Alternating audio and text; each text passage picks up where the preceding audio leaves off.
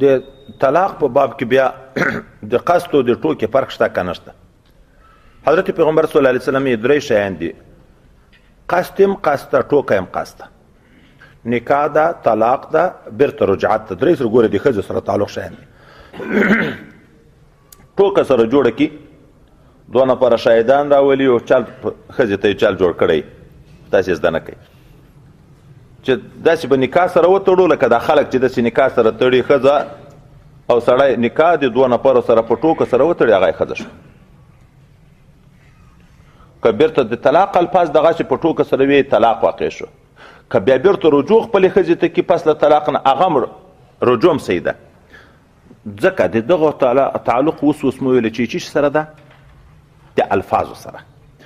د الفاظ که سړی ټوکه کې هم په اختیار وي که به اختیاره، غایت ما فی الباب په هغه ترتب د مسبب په سبب راضي نه وي.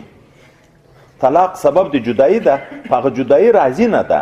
الفاظ خو په رضا وي چې اختیار شته، رضا شته، حکم ذاتي پورې تړلی د حکم ثابتېږي. د دغه نیت ته اعتبار بیا نشته چې ما خو نیت طلاق نه وه، هسې مې ټوکه جوړوله. نیت خو په الفاظ کنایه وکړي چې موضوع لپاره د رفع د نکاح نه وي، په یغو کې نیت معتبر ده. نو دلته چې رښتیا هم رښتیا ده، دروغ هم رښتیا دي، ځکه تعلق تر الفاظو پورې ده. حتی ورته ویلې چې اوبه راواخله، خوله خطا شو، ورته ویلې ته طلاق یې بس لاړ، طلاق واقع ده. یو مکره ده، دا خو د ټوکې خبره ده، یو مکره ده. څوک یې مجبوره کړي چې یا دې وژنم یا ښځه طلاقه که،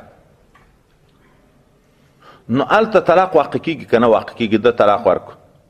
نو بعضې ائمه وایي چې نه واقع کېږي، ځکه خو د دې اختیار نشته. موږ یې واقع ده، اختیار شته، رضا په ترتب د مسبب نشته. په خپله خوښه ځان دې مرګ نه خلاصي، ځان دې ویله نه خلاصي، ځان دې مرګ نه یا دې ویله نه خلاصي، خو په خپله خوښه د الفاظ ویي. الفاظ خو په رضا دي، خو په ترتب د مسبب په سبب باندې پیغ باندې راضي نه ده. یغه رضایت شرط نه ده. چې ټوکه هم رښتیا ده، رښتیا هم رښتیا ده، د حدیث مبارک تقاضا. نو طلاق د مکره هم واقع کېږي. حتی د نبي علیه السلام په وخت کې یوې ښځې میړه مجبوره کړه، چاړه یې پسې راواخیسته، یا طلاق راکړه یا دې وژنه. ده طلاق ورکړو. نبي علیه السلام چې خبر کړو، ویلې طلاق واقع ده.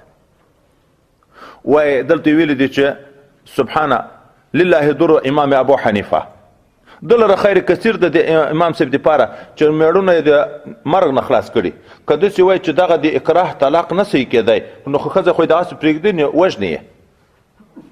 نو اکراه باندې هم طلاق واقع کېږي، ځکه الفاظ خو په اختیار وي، اگر که په موجب باندې راضي نه ده. په دغو شیانو کې رضا شرط نه ده. تعلق د حکم تر الفاظو پورې ده. الفاظ په اختیار ویل شوي دي، نو طلاق ورکړي. وروسته را روان ده لیونی چې الفاظو کې هم اختیار نشته. د معطو چې وروسته را روان ده، معطو نه مراد دغه لیونی دی، د لیوني طلاق نه ده واقع، ولې الفاظ په اختیار نه دي. او د دغه مکره یا د دغه حاضل چې ټوکې کوي، الفاظ په اختیار باندې دي.